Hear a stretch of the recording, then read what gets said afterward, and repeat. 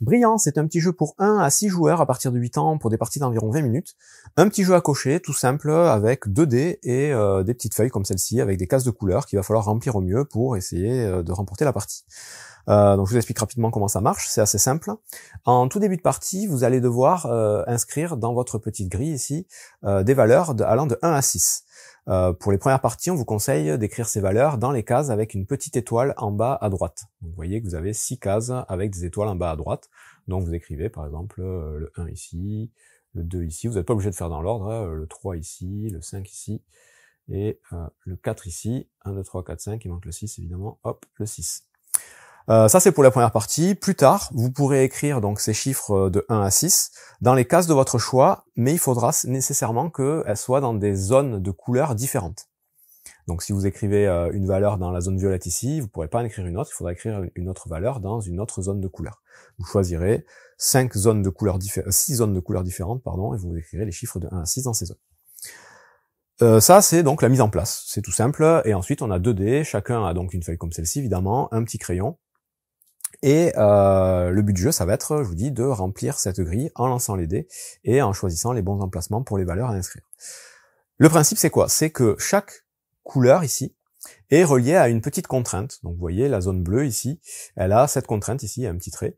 Et on vous dit que pour la zone bleue, il faudra que tous les chiffres soient de valeur égale. Donc là, dans cette zone, on va choisir à un moment donné, on va écrire un chiffre, mais il faudra que tous les autres soient de la même valeur. La zone bleue ici, c'est la même chose. En fait, par couleur, ce sera toujours la même contrainte. Donc les bleus, ce seront des chiffres de valeur égale. Donc là, il y aura un chiffre qui sera identique partout. Ici, il pourra y en avoir un autre. Donc là, ce sera le 1, puisqu'on a déjà écrit un 1. Donc il faudra qu'il y ait des 1 partout ici. Là, ça pourra être une autre valeur. Ce sont des zones quand même différentes. Même principe avec le jaune et le rouge, sauf que c'est des valeurs différentes. Donc dans la zone rouge ici, il faudra que toutes les valeurs soient différentes. Ici, on a déjà un 4, on ne pourra pas avoir un autre 4 dans cette zone rouge. Ici, on a déjà un 6, on ne pourra pas avoir un autre 6 ici. Il faudra avoir des chiffres différents, donc il y a 5 cases à chaque fois, 6 cases dans celle-là. Et 4, 5, 6, ouais. Il faudra faire en sorte d'avoir des numéros différents. Les zones vertes, il y a un petit point d'interrogation, c'est la zone un peu facile, on peut écrire la valeur qu'on veut, peu importe, il n'y a pas de contrainte, on écrit les chiffres qu'on veut dans la zone verte. La zone jaune, c'est comme la zone rouge, sauf que vous voyez qu'elle est reliée à rien, ça veut dire que ça concerne vraiment toutes les couleurs jaunes dans la grille. Donc chaque case jaune devra contenir un chiffre différent pendant la partie. Et enfin, les zones violettes ici, on vous dit que vous avez un XO ici, vous aurez droit d'écrire 2 valeurs différentes. Il y aura droit à 2 chiffres différents dans une même zone violette. Donc là, il y a déjà un 3, il pourrait y avoir que des 3 si vous voulez, mais il pourra aussi avoir un 3 et un 6 par exemple, il pourrait y avoir que des 3 et que des 6. Voilà pour les contraintes de placement. Et donc comment ça va marcher? C'est tout simple, un premier joueur va prendre les 2 dés, les lancer. Alors les dés vont de 1 à 6, ce sont des dés à 12 faces, mais en vrai ils auraient pu utiliser des dés à 6 faces, je pense que c'est juste pour faire joli, parce qu'il y a juste 2 fois la même valeur sur chaque dé. Donc là on a lancé, on a fait 5 et 5. C'est pas un bon exemple pour commencer, on va dire on a fait 5 et 3. Le principe c'est que chaque joueur autour de la table va devoir utiliser ces valeurs pour cocher un numéro dans sa grille. Le numéro à cocher, c'est simple, ils pourront soit cocher le 5, soit cocher le 3. S'ils choisissent le 5, ils devront le mettre adjacent à un chiffre 3 dans leur grille, puisque l'autre dé est un 3. Et s'ils choisissent le 3, ils devront le mettre adjacent à un chiffre 5 dans l'autre grille. Parce que l'autre dé, c'est la valeur 5. Donc en gros, il y a un dé qu'on choisit pour inscrire la valeur, l'autre dé sera le chiffre à côté duquel on devrait écrire cette valeur. Donc là, par exemple, je pourrais écrire mon 3 à côté d'un 5. Le 5, il est là, au début, il n'y en a qu'un. Et donc adjacent, ça veut dire à gauche, à droite, en haut ou en bas. Donc je pourrais écrire mon 3 ici, ici, ici ou ici. Donc là, je choisis.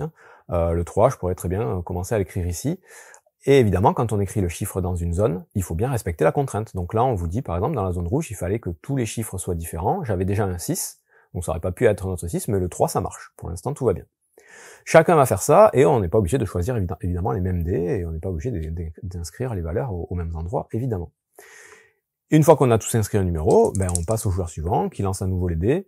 Là, c'est 4 et 1. 4 et 1, c'est pareil, je vais pouvoir écrire un 4 à côté de mon 1 ici, ou bien 1 à côté de mon 4 ici. Et exactement, même contrainte, on regarde bien, qu'on respecte bien les conditions de chaque zone. Donc là, je peux très bien écrire, oui, mon 4, un petit 4 ici par exemple, puisque j'ai droit à 2 chiffres différents dans une zone violette. Donc à partir de maintenant, j'ai un 4 et un 2. Toutes les autres cases devront être soit des 4, soit des 2 dans ma zone violette. Il peut arriver, évidemment, plus on va avancer, plus ça va devenir contraignant, qu'à un moment donné, quand on lance les dés, on ne puisse rien écrire. Et dans ce cas-là, tout simplement, on n'écrit rien, on passe son tour et on espère faire mieux au tour d'après. Et comment marquer les points? C'est tout simple. Dès que, à la fin d'un tour, après avoir inscrit un numéro, on arrive à remplir complètement une zone de couleur, on l'annonce aux autres joueurs et on gagne les points qui sont indiqués le plus à gauche, en dessous de du symbole correspondant. Donc là, par exemple, si je suis le premier joueur à remplir ma zone bleue ici avec des chiffres identiques, je vais l'annoncer, je vais entourer le 7 ici, et je vais marquer 7 points. Et les points, on va les compter en haut de la feuille ici, et je vais cocher donc les 7 premières cases, ou entourer directement la case où j'arrive, donc la case 7. J'ai marqué 7 points. Les autres joueurs vont devoir rayer le 7, ils ne pourront plus marquer ce score. Le joueur suivant qui remplira cette zone marquera 5 points, de la même façon. Et les autres joueurs vont rayer le 5. Par contre, la dernière case, à chaque fois, elle est disponible pour tout le monde, on la raye pas. Donc tous les joueurs pourront éventuellement marquer le dernier scoring pour une zone. Si plusieurs joueurs dans un même tour arrivent à remplir la même zone complète, ils marquent tous les deux le score associé, et les autres joueurs le rayent, tout simplement. Et donc à chaque fin de tour, voilà, dès qu'on a rempli une zone, on l'annonce, on marque les points, et la partie va s'arrêter en fonction du nombre de joueurs, en ayant atteint un certain nombre de points. Donc là, à 5 joueurs, c'est le premier qui arrive ou dépasse 20, à 4 joueurs c'est 22, à 3 joueurs c'est 24, et à 2 joueurs c'est 26. Si plusieurs joueurs dépassent le score en même temps, c'est celui qui aura dépassé le plus loin, qui aura fait le plus gros score en fait, qui sera déclaré vainqueur. Et sinon, s'il y a égalité encore, la victoire est partagée. C'est tout pour Brillant. Il y a un mode solo. Le mode solo est un petit peu différent. Vous allez tout simplement faire la même chose. Donc vous allez inscrire vos chiffres au début, lancer les dés, remplir les grilles. La différence, c'est qu'à chaque lancer, vous allez cocher. En gros, la piste du haut sert plus à compter les points, elle sert à compter les tours. Donc vous allez cocher une première fois le premier numéro, après le premier lancer. Après le deuxième lancer, donc après avoir inscrit le deuxième numéro, vous cocherez le même numéro mais dans l'autre sens. Donc l'idée c'est de faire 2 coches par numéro à chaque fois. Et à chaque fois que vous arriverez sur une case foncée, donc c'est à ça qu'elles servent, les cases foncées, c'est uniquement pour le mode solo.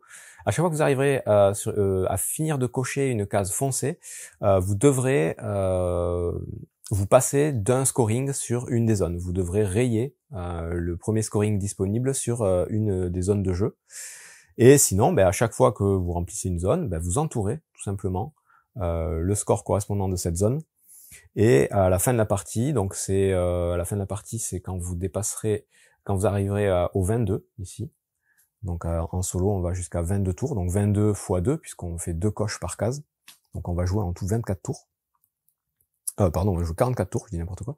À la fin du 44e tour, vous allez additionner tous les points que vous avez entourés ici.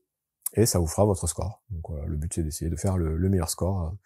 C'est assez basique. Voilà, et dernière chose, vous avez ici une grille level 1, donc celle-là, il y en a plusieurs. Vous avez ensuite les grilles level 2, qui sont un petit peu différentes. Là, vous allez avoir les cases grises, où il va falloir avoir des valeurs identiques, les cases jaunes qui devront être différentes comme les cases rouges.